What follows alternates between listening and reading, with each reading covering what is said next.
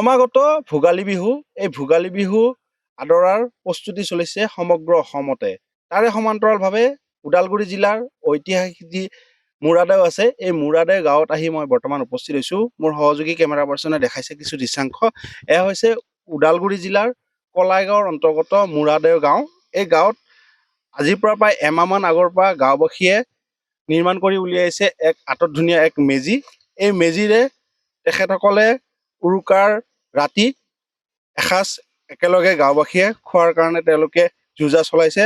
আছে মোৰ লগত গাঁওবাসী, মোৰ সহযোগী কেমেৰা পাৰ্চনে দেখাই আছে। এনেধৰণে ডেকা গাভৰু আইতা মা সকলো আহি উপস্থিত হৈছে এই ঐতিহাসিক মুৰাদেউ গাঁৱত।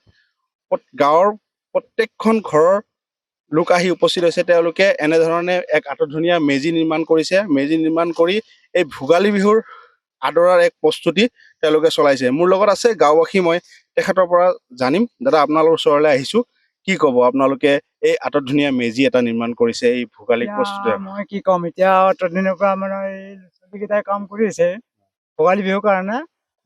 এই উৰুকাৰ দিনা ৰাতি ভোজ ভাত খাই পিছদিনা ৰাতিপুৱা ৰাতিতে মেজি জ্বলাব।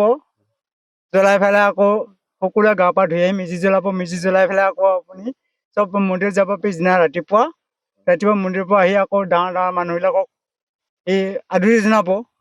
কিছুমানে বিহুৱান দিব মাঘ বিহুৰ কাৰণে। ভোগালী পিঠা খাব চবে মাঘ বিহুৰ ভিতৰৰ কাৰণে। আকৌ মই কি ক'ম আৰু, এইখিনিয়ে কৈছোঁ আৰু। কি ক'ব, আজি কিমান দিন ধৰি আপোনালোকে এইটো নিৰ্মাণ কৰি আছে? মোটামুটি ধৰ একমাহ আমাৰ আগৰ পৰা।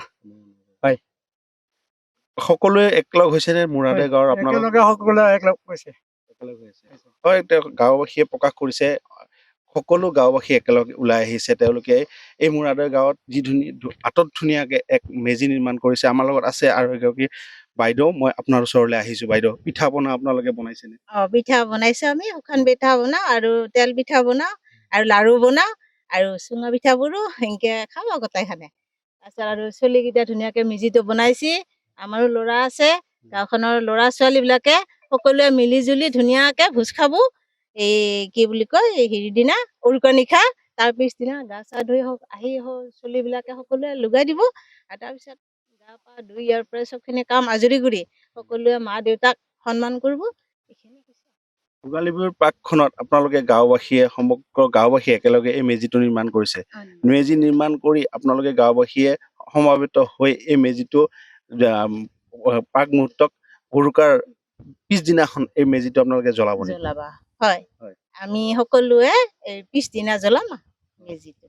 সমগ্ৰ গাঁওবাসীয়ে একলগ হৈ জ্বলাব। গাঁওবাসীয়ে লগ লাগি সকলোৱে জ্বলাব। হয়, আটক ধুনীয়া মেজি, এই মেজি নিৰ্মাণ কৰিছে গাঁওবাসীয়ে। তেখেতসকলে উৰুকাৰ নিশা একেলগে গাঁওবাসী একলগ হৈ একগোট হৈ তেওঁলোকে ভোগালী আদৰাৰ প্ৰস্তুতি কৰিছে। ময়ো সমগ্ৰ অসমবাসীকে ভোগালীৰ আগতীয়াকৈ শুভেচ্ছা জ্ঞাপন কৰিছোঁ।